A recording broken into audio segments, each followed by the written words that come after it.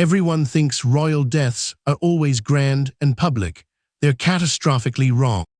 The year is 1759. Philip I, Duke of Parma, lies dying. His passing, initially attributed to a common illness, would soon become shrouded in whispers of foul play, whispers that implicated the most unlikely of suspects, his own wife, Louise Élisabeth, daughter of the formidable Louis Roman XV of France. Philip's death was certainly sudden. He'd been ill for about a week, experiencing what was described as a violent fever.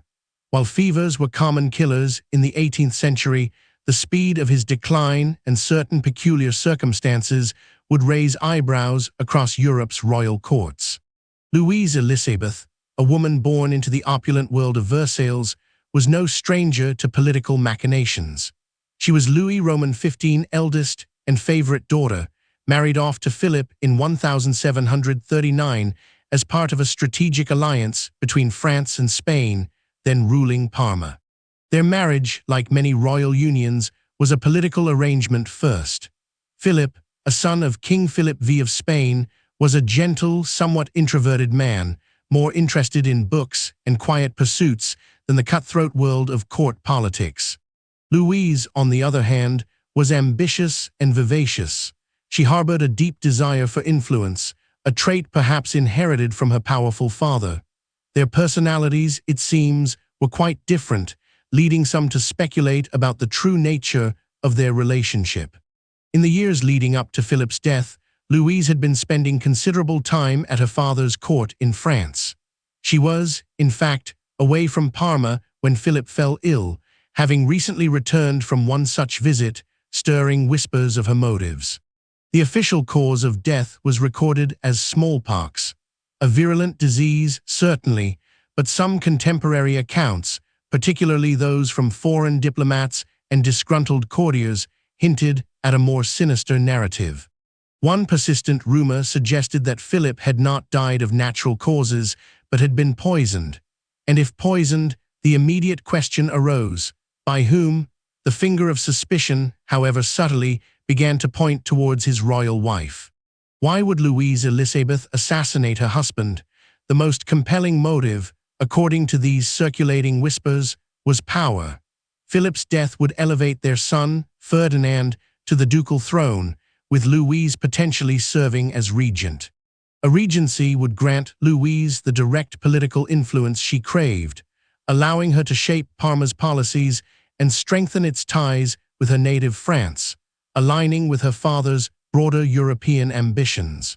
There's also the element of her relationship with her father, Louis Roman XV. She was his confidante, his favorite. Would she have acted without his knowledge, or even at his subtle instigation, to secure French influence in Italy? The evidence, however, remains circumstantial. There were no direct confessions, no smoking gun. The medical practices of the 18th century were rudimentary, making it difficult to definitively distinguish between natural illness and poison.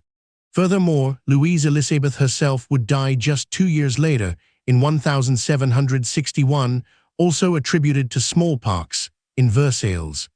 This unexpected second death, so soon after her husband's, added another layer of grim irony to the narrative.